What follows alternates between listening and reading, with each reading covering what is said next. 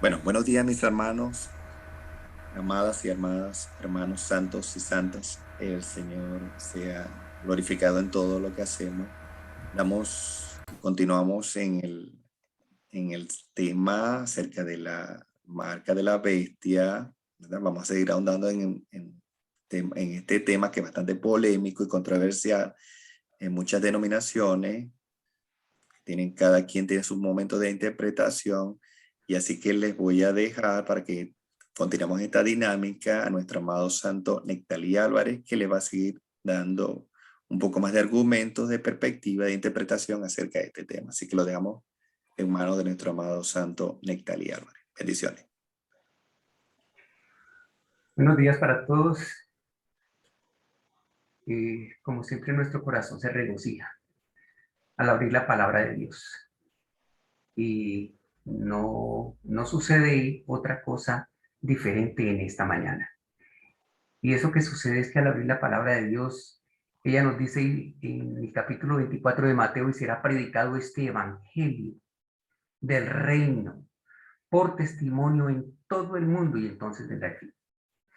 Y en Marcos 16, 15 y 16, la palabra de Dios nos dice que Jesús, el Mesías, le da unas instrucciones a sus discípulos.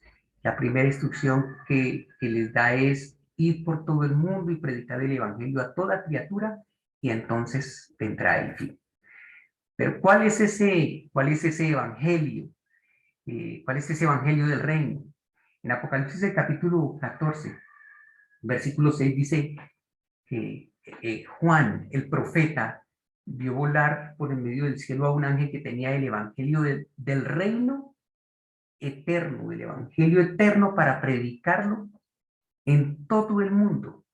Y cuando nosotros observamos con detenimiento en qué consiste el evangelio eterno, dice que ese ángel hace una advertencia y hace una declaración a su vez, que es temerle a Dios y darle gloria, porque ha llegado la hora del juicio y debemos adorar a aquel que hizo el cielo, la tierra, el mar y todas las fuentes de las aguas. Y ese mandamiento está haciendo alusión nada más y nada menos que al día del Señor, al sábado, que es el único que dice quién es el que hizo el cielo, la tierra, el mar y las fuentes de las aguas.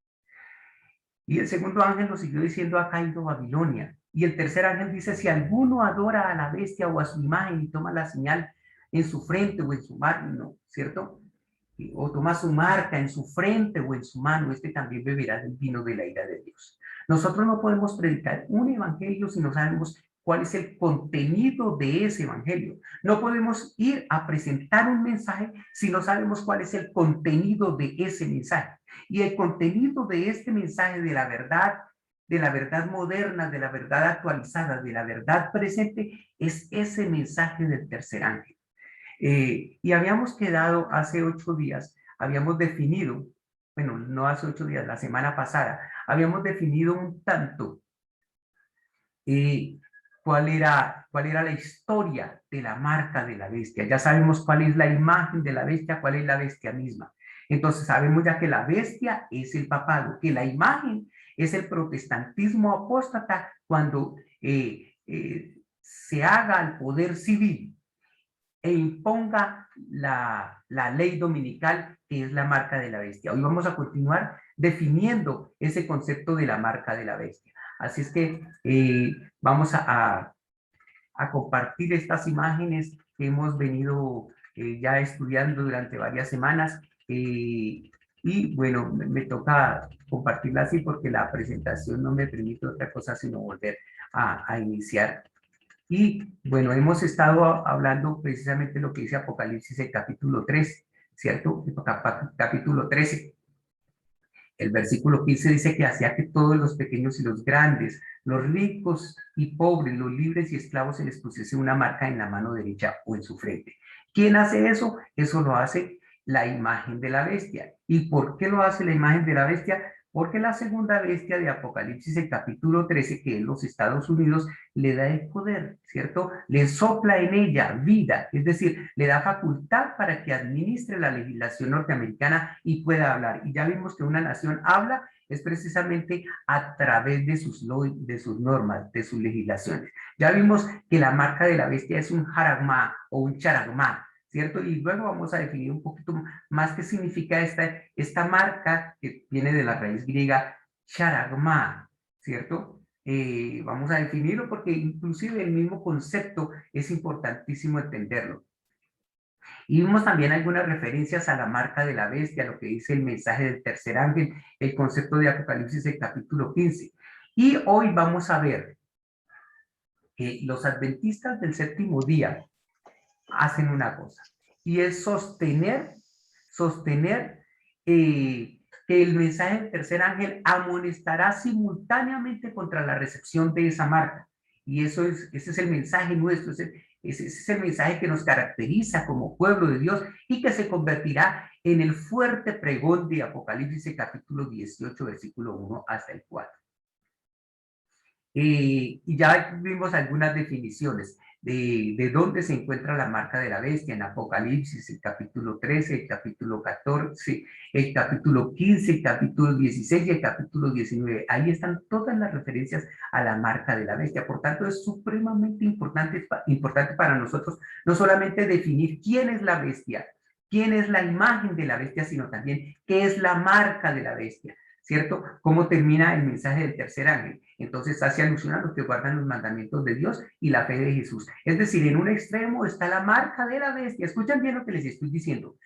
El mensaje comienza diciendo o amonestando contra la adoración a la bestia, a su imagen y a tener su marca. Y termina el mensaje hablando acerca de los santos, los que guardan los mandamientos de Dios y la fe de Jesús. Y vamos a ver más adelante cómo los mandamientos de Dios son la marca de Dios. Y la observancia de su santo sábado es o se constituye en el sello de Dios. Eso lo vamos a ver un poquito más adelante.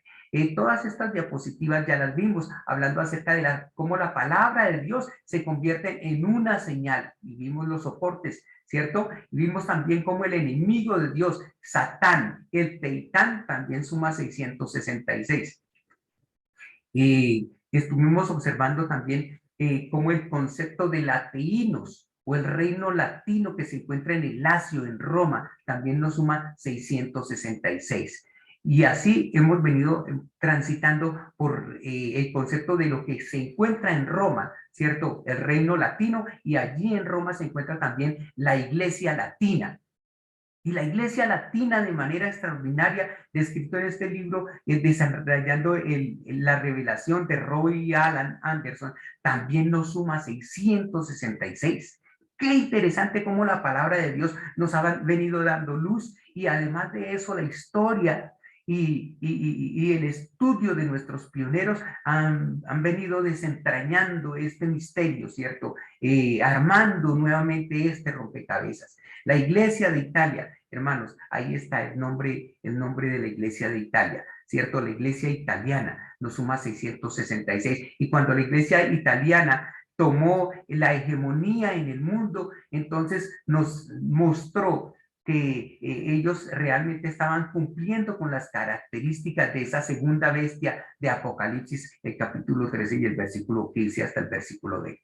Y vimos también cómo esa bestia ha tratado de darle o de achacarle el 666 a otros personajes para desviar los ojos de la mente del verdadero 666 o de la verdadera bestia que es el papado. Entonces le han achacado el número de la bestia a otros personajes como Nerón, como Diocleciano, ¿cierto? Y aquí nosotros tenemos entonces la base de las letras romanas, que es el número 666. Entonces estuvimos estudiando el día jueves cómo las letras romanas o los números romanos básicos con que se escribe toda la matemática romana nos suma 666. Eso lo vimos todos los que estudiamos en el álgebra de Baldor, ¿cierto? Los números romanos.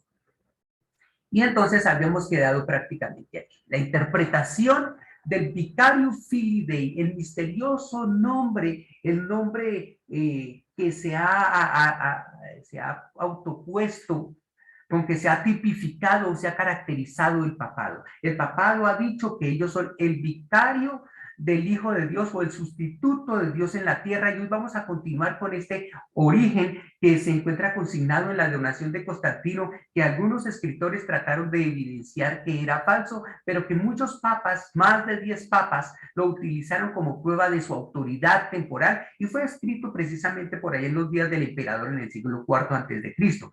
Y allí entonces nosotros vimos todas las evidencias históricas con respecto a este documento, la donación de Constantino, donde se encuentra el texto Vicario Filii Dei, sustituto del Hijo de Dios, acerca de un nombre, el Vicario Filii Dei, que se encuentra empotrado precisamente en la tiara papal.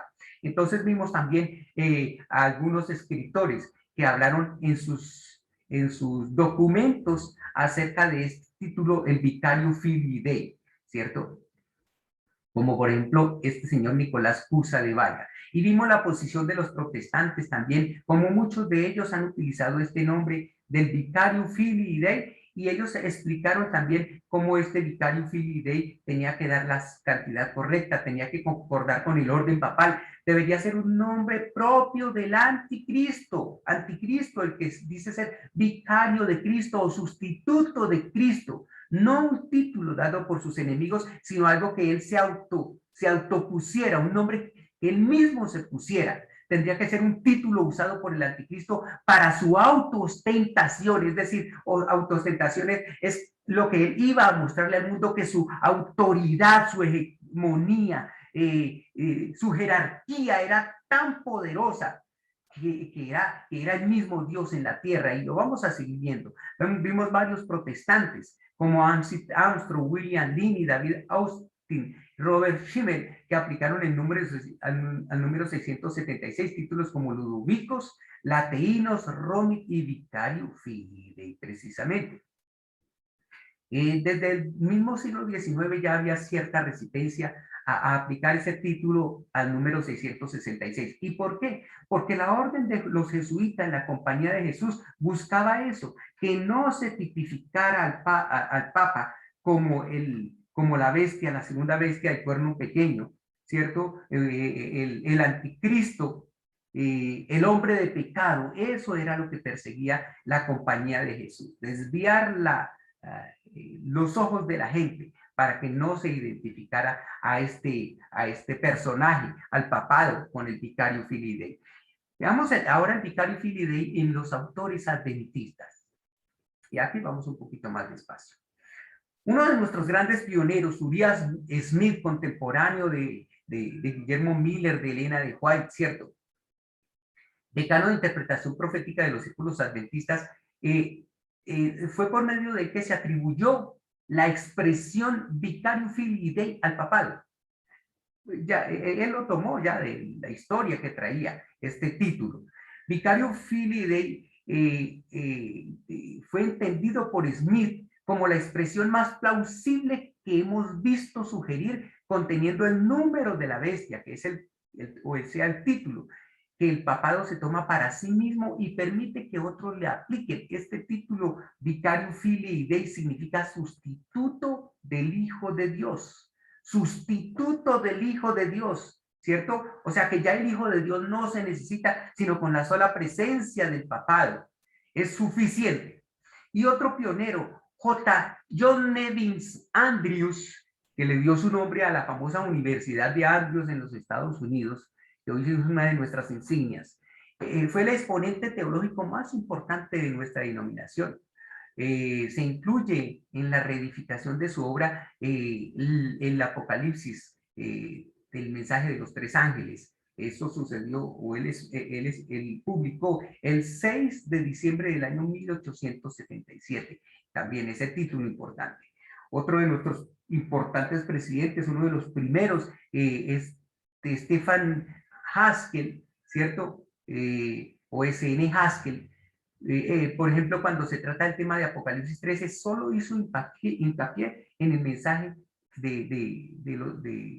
el mensaje que presenta el apóstol allí, haciendo hincapié en el Vicario Filii Dei. Hay otro autor brasilero, Araceli Melo, reafirmó que existen hechos de apoyo que Vicario Filii Dei es el verdadero título del Papa y de la Roma papal.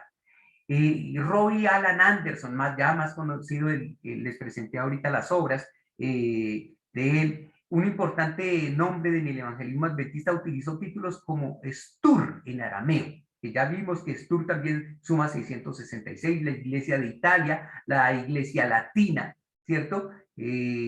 Y el Vicario Filii Dei también fue utilizado por él. Otro contemporáneo, otro predicador más moderno, Daniel Belvedere, él limita la interpretación del número 666 a la expresión sustituto del Hijo de Dios.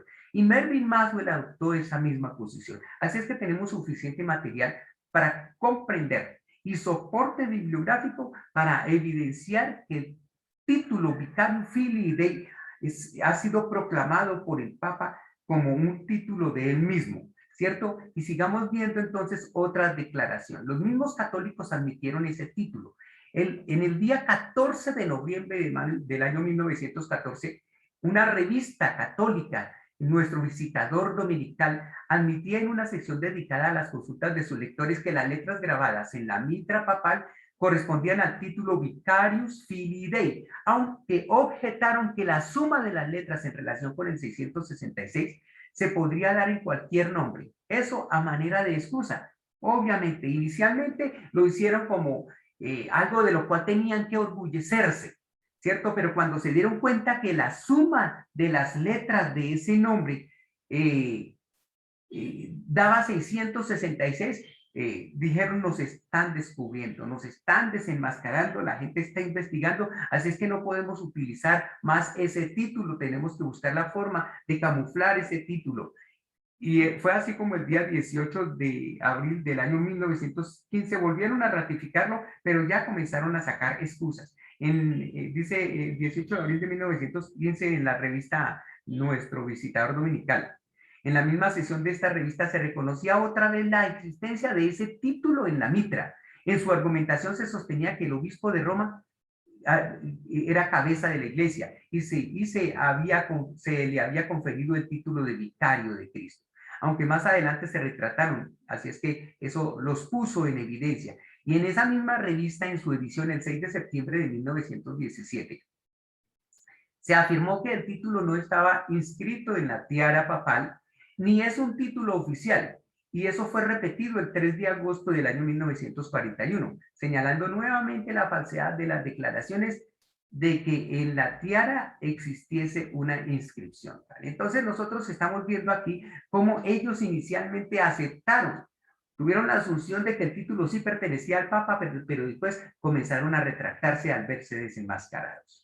Muy bien, hay quienes niegan ese título de Vicario Filii Dei como el título del Papa. Hoy hay muchas voces que lo niegan, inclusive algunos adventistas también lo tienen como tabú y dicen que no, que eso del Vicario Filii Dei no es, pero ¿por qué? Porque desconocen la historia. Para muchos adventistas el uso de la frase Vicario Filii Dei, que aplica el número 666 de Apocalipsis 13:18, es controversial y es cuestionable, dado que su origen está vinculado al documento falso de la donación de Constantino, pero ignoran adrede cómo más de 10 papas lo utilizaron. Sin embargo, este documento de donación de Constantino, aunque haya sido una falsificación la más famosa de la historia europea, fue citada por escrito por más de 10 papas como prueba de su autoridad civil y soberanía de Roma. Si esto hubiera sido falso, ellos estarían diciendo algo que también tiene su soporte en el aire. Pero noten ustedes que más de 10 papas lo utilizan como prueba de su autoridad civil. Este documento, la donación de Constantino, tiene dos partes. La primera parte es la supuesta historia de la conversión de Constantino a la fe cristiana y se llama esa parte o se tipifica esa parte por el título de Confessio, que es la conversión de Constantino. Y la segunda parte es la llamada Donatio, que enumera la autoridad, enumera los privilegios y las propiedades otorgadas al papado por el propio emperador. Estas propiedades, estas donaciones, se vinieron a cumplir a partir del año 533 después de Cristo, cuando Justiniano ratificó esa entrega y se coronó al papado en el año 538 al obispo de Roma con todo el poder civil.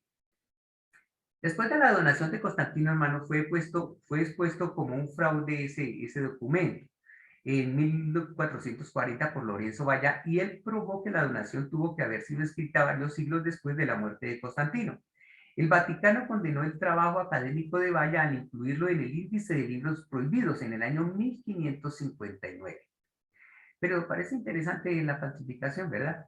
Es interesante conocer que fue considerado genuino por más de 10 papas y por más de 600 años, cuando se le otorgaron todos los privilegios, la autoridad y las propiedades supuestamente concedidas en dicho documento por el emperador Constantino. ¿De dónde sacaron ellos que tenían derecho a esos estados pontificios, hermanos? Si no fue con base en el soporte de ese documento, pero que después fue decretada como libro prohibido al relacionar el título de Vicario Filii Dei con el número 666 y la bestia que surge del mar en Apocalipsis. Noten ustedes las incoherencias de la misma potencia del papado, ¿cierto? Cuando fue precisamente el documento de la donación de Constantino lo que le sirvió de soporte para ellos apoderarse de esos estados pontificios, ¿cierto? La herencia que les había legado Constantino. Bien, en el comentario bíblico, el tomo 7, la página 837, dice, o ratifica que el principal expositor de esta interpretación fue Andreas Elwin en el año de 1572, ¿cierto? Desde los días de Elwin, muchos han adoptado esta interpretación. Y dice el comentario bíblico, como este comentario identifica a la bestia como el papado, también acepta este punto de vista como el mejor que se ha presentado hasta ahora, aunque reconoce que el criptograma puede implicarse a más de lo que contiene esta interpretación.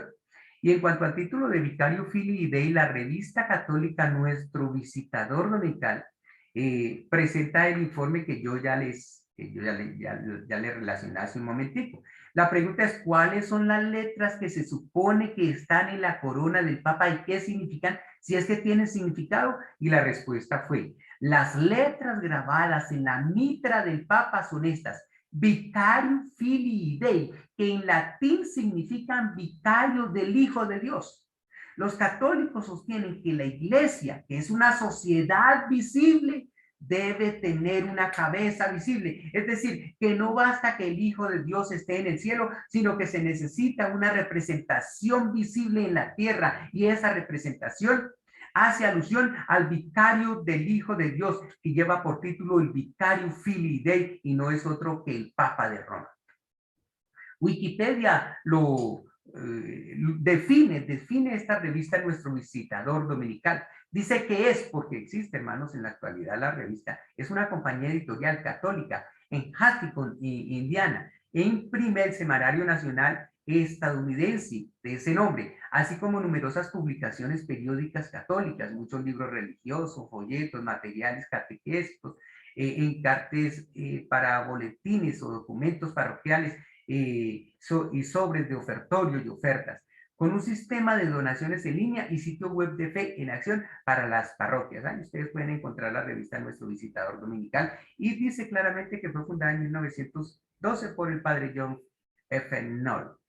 Fue el semanario católico más popular del siglo XX. Así es que, hermanos, ahí tienen ustedes el soporte para que investiguen. La edición de esa revista habló en 1914 acerca de cómo ese título no está escrito en la tiara papal. Después, perdón, en 1914 lo admitía y en 1941 lo negaba. La tiara, se afirmaba, no lleva inscripción alguna. La Enciclopedia Católica distingue entre tiara y mitra. Describe la tiara como un ornamento que no es litúrgico y la mitra como uno que se usa para ceremonias litúrgicas. Escuchen bien, hermanos. Si la inscripción Vicario Filii Dei aparece en este momento en la tiara o en la mitra, no tiene ya tanta importancia. Se admite que el título se le aplica al Papa y eso es suficiente para los propósitos de la profecía. Aquí tenemos el número, ¿cierto? El número de su nombre. Johannes Paul Secundus. Este nombre fue fue que adoptó Juan Pablo II. Y de manera extraña, este título suma 666, ¿cierto? Si ustedes observan la palabra Juan y Johannes, tiene la I que significa uno. Pablo tiene varias letras que tienen su significado, como la U5, la L50, la U5, y la S0, y esto nos suma 60, entonces 1 más 60 da 61. Y segundo, entonces aquí tenemos la letra C que equivale a 100, la U equivale a 5 y la D equivale a 500, y sumado 605 con 60 más 1 nos da 666. Entonces, este papa se convirtió a la edad de 58 años en el más joven del siglo XX. Juan Pablo II fue el papa 264 de la Iglesia Católica y soberano de la Ciudad del Vaticano desde el 16 de octubre del año 1978. Hermanos, y marcó un hito en la historia de su pontificado hasta su muerte en el año 2005. Y Johannes Paul II aparentemente pues no significaba nada, pero el segundo término en letras latinas es segundo, primo, segundo, tercio, cuarto, así que queda Johannes Paul, queda como Johannes Paul II, aquí está el nombre y el significado, ¿cierto? Y la traducción para quienes quieran seguir investigando. Ahora, decir que él como persona es la bestia, no, la bestia se aplica es al papado como tal y no a un pontífice de manera específica, ¿cierto? Sino a todo el sistema del reinado. Ahora, hubo distintos papas como Juan Pablo I y Juan Pablo II que tomaron este nombre de Juan Pablo, ¿cierto? Esta dinastía y revistas y periódicos lo han proclamado como Cristo en la carne o vicario en la tierra. Cuando se traduce Juan Pablo, que es el vicario de Cristo, Cristo en la carne, es vi, que quiere decir doble o sustituto, sedeo, vicario de Dios, ¿cierto? Dios en la carne o Dios encarnado. Este título, Juan Pablo Vicedeo, también suma 666. Noten ustedes, 5 más 55 más las otras letras, ¿cierto? 5, 10 y 500 nos suma 606 más 55, ¿cierto? Da 661 más 5, 666. Ahí ustedes lo pueden notar. Entonces, son como muchas casualidades, ¿cierto? Sin querer por ello decir nuevamente, lo ratifico, que el título del 666 se refiere a una persona, a un personaje, no, sino se refiere a todo el sistema. ¿Qué es la marca de la bestia? Veamos lo que dice la palabra de Dios en Ezequiel 20:11. Dice, les di mis estatutos, les hice conocer mis decretos, por los cuales el hombre que los cumpliese vivirá.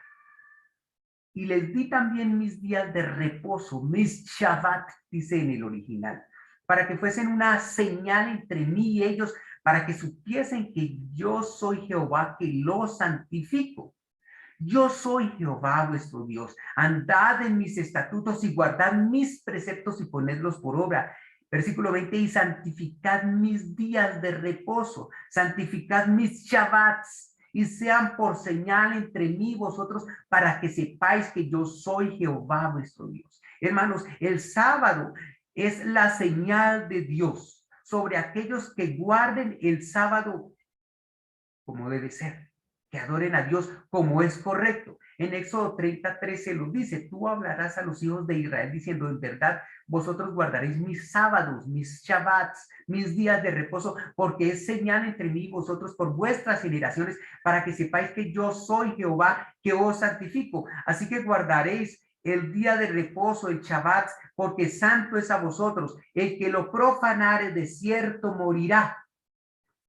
Porque cualquiera que hiciere obra alguna en él, aquella persona será cortada de en medio de su pueblo. 6 días se trabajará, mas el día séptimo es día de reposo consagrado a Jehová. Cualquiera que trabaje en el día de reposo ciertamente morirá.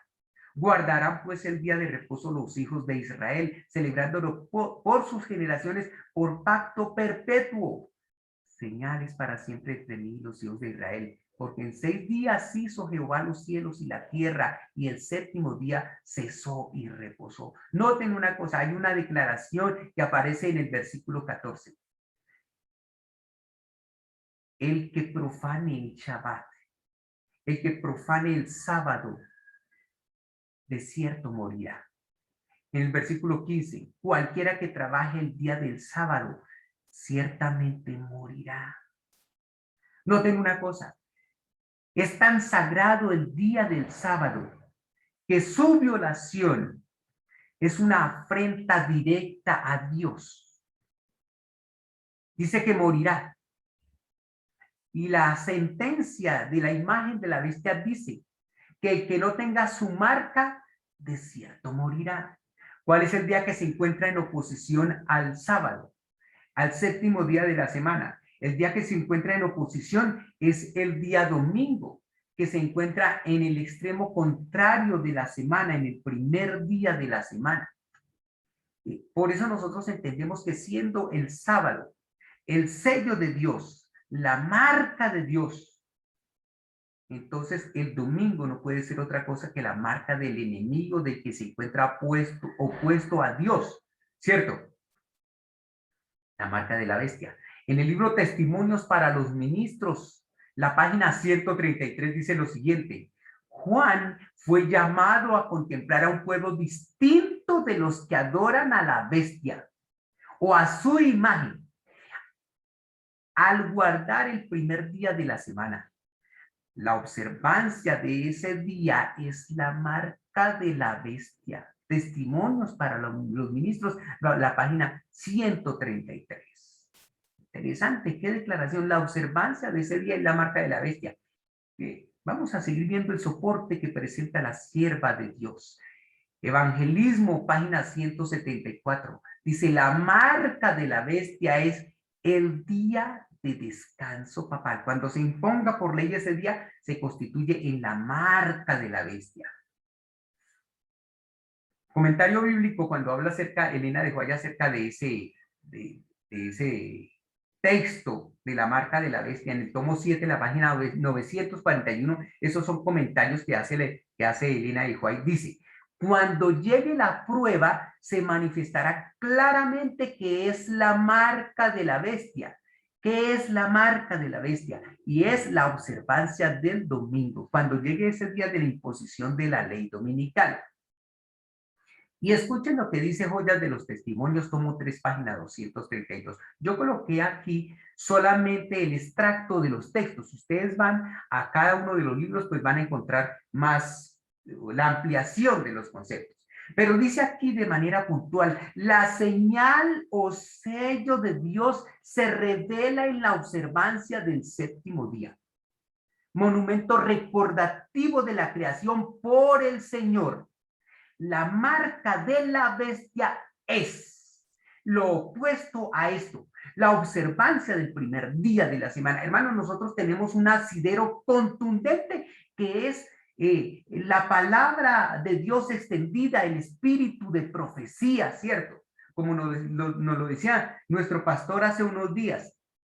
Es el aceite extra en las vasijas para las vírgenes, para las 5 vírgenes prudentes de este tiempo. Y allí nos dice que la marca de la bestia y lo opuesto al día del Señor es la observancia del primer día de la semana. Ahí está en Joyas tomo 3, página 232. Y testimonio especial para la iglesia de Battle Peak. Dice, y hacía que a todos, pequeños y grandes, se les pusiese una marca en la mano derecha o en la frente. Los hombres no solo no deben trabajar con sus manos en domingo, sino que con sus mentes deben reconocer al domingo como el día de reposo. Noten una cosa. Entonces, ya las personas que acaten o que acepten la orden de la bestia, de la marca de la bestia, van a reconocer al domingo como día de reposo. Y si reconocen al domingo como día de reposo, van a perder la señal de Dios. Si reconocen al domingo, quiere decir que desconocen. Conocen al domingo, tienen que desconocer los otros días. Entonces desconocen el sábado, el Shabbat, como el día de Dios, como el día de Dios como creador de todas las cosas. Sin embargo, hermanos, en el libro de Evangelismo, la hermana White aclara lo siguiente, dice, nadie hasta ahora ha recibido la marca de la bestia. La observancia del domingo aclara, no es aún la marca de la bestia y no lo será sino hasta que se promulgue el decreto que obligue a los hombres a santificar ese día domingo. Llegará el tiempo cuando este día será la prueba, pero aún no ha venido. Entonces, explicando las declaraciones anteriores, ella dice, cuando el domingo se constituye en la marca de la bestia. Ya Satanás ha tratado de colocar su impronta en sus seguidores durante muchos años. Pero muchas personas por ignorancia adoran a Dios en ese día, no lo saben. Y así como nosotros hoy todavía también tenemos muchos errores, muchas fallas al descansar el sábado, porque todavía o violamos las puntas, los extremos del sábado, ¿cierto? O tenemos pensamientos, o presentamos palabras que no se deben pronunciar ese día, o temas que ese día no se deben abordar. Con eso estamos violando el santo sábado, ¿cierto? Pero cuando llegue ese momento, hermanos, nosotros vamos a ser santificados por la observancia de ese día. Es decir, vamos a recibir el sello de santificación de su Espíritu Santo, que es el agente sellador de Dios. Entonces llegará el tiempo cuando ese día se constituirá en una prueba, pero dice, aún no ha venido, ¿cierto? Muchos, el pueblo de Dios ya está siendo sellado, ya está comenzando a recibir el sábado como señal de la impronta divina, pero estamos en ese proceso y todos los que vayamos entendiendo vamos recibiendo el sello de Dios. Dios ha dado a los hombres el sábado como una señal entre él y ellos, como una prueba de su lealtad. Aquellos que después de recibir la luz concerniente a la ley de Dios, continúen desobedeciendo y exaltando las leyes humanas por encima de la ley de Dios, en la gran crisis que está delante de nosotros, recibirán la marca de la bestia. Hermanos, si usted sabe que el sábado es el día de Dios, pero no lo observa como es correcto, en la gran crisis recibirá la marca de la bestia y recibirá las 7 postreras plagas como los del mundo, igualito. Entonces, hermanos, el sábado será la gran piedra de toque de la lealtad, pues es el punto especialmente controvertido. Y cuando esta piedra de toque les sea finalmente aplicada a los hombres, entonces se trazará la línea de demarcación entre los que sirven a Dios y los que no les sirven. Escuchen, esto se encuentra en el conflicto de los siglos, la página 663. Todo ese capítulo habla acerca de esto de la marca de la bestia. Dice, mientras la observancia del falso día de reposo, domingo, en acatamiento a la ley del Estado y en oposición al cuarto mandamiento, será una declaración de obediencia a un poder que está en oposición a Dios. La observancia del verdadero día de reposo, sábado, en obediencia a la ley de Dios, será señal evidente de la lealtad al Creador. Mientras que una clase de personas, al aceptar el signo de la sumisión a los poderes del mundo, recibe la marca de la bestia, la otra, por haber escogido el signo de obediencia a la autoridad divina, recibirá el sello de Dios. Hermanos, qué interesante declaración. La observancia del día verdadero, sábado, es el sello de Dios, en tanto que la observancia del falso día de reposo del domingo es recibir la marca de la bestia. Qué interesante. Evangelismo 174 dice, nadie es condenado hasta que haya tenido la luz y haya visto la obligación del cuarto mandamiento. Pero cuando se ponga en vigencia el decreto que ordena falsificar el sábado y el fuerte clamor del tercer ángel amonesta a los hombres contra la adoración de la bestia y su imagen, se trazará claramente la línea entre lo falso y lo verdadero. Entonces, los que continúen aún en la transgresión recibirán la marca de la bestia. Cuando la observancia del domingo sea impuesta por la ley y el mundo sea ilustrado respecto a la obligación del verdadero día de descanso, entonces el que transgrediere el mandamiento de Dios para obedecer un precepto que no tiene mayor autoridad que la de Roma, honrará con ello al papado por encima de Dios, rendirá homenaje a Roma y al poder que impone la institución establecida por Roma, adorará a la bestia y su imagen. Cuando usted observe el domingo, hermano, cuando se imponga por ley, amigo, Cuando se imponga el domingo por ley como día de descanso, si usted observa el domingo y escucha que el sábado es el día de Dios y aún así usted viola su conciencia que se ha cauterizado, entonces va a rendirle homenaje a Roma y al poder que impone la institución establecida por Roma, o sea, la imagen de la bestia, adorará a la bestia y adorará la imagen de la bestia y por ello recibirá la marca de la bestia. Cuando los hombres rechacen entonces la institución que Dios declaró ser el signo de su autoridad y honren en su lugar lo que Roma escogió como signo de su supremacía, ellos aceptarán de hecho el signo de sumisión a Roma, la marca de la bestia, y solo cuando la cuestión haya sido expuesta así a las claras ante los hombres y ellos hayan sido llamados a escoger entre los mandamientos de Dios y los mandamientos de los hombres, será cuando los que perseveren en la transgresión recibirán la marca de la bestia. Impresionante. Hermanos, en este momento, son las 5:78, me quedan dos minutos. Y voy a terminar con este concepto. El nombre de la bestia. Y voy a dejarlos aquí. Dice, el nombre de la bestia. ¿Cuál es el nombre de la bestia? Vamos a comenzar a abordar este tema. Y mañana, confiando en Dios, vamos a deleitarnos en este tema. En el comentario bíblico, tomo 7, la página 831, dice el nombre. Es la evidencia textual. Y dice, la evidencia textual se inclina por el texto nombres. Y dice que es un nombre blasfemo. Y esta palabra blasfemo viene del griego blasfemia, que significa injuria, calumnia, cuando se dirige contra los hombres, y palabras impías cuando se dirigen contra Dios.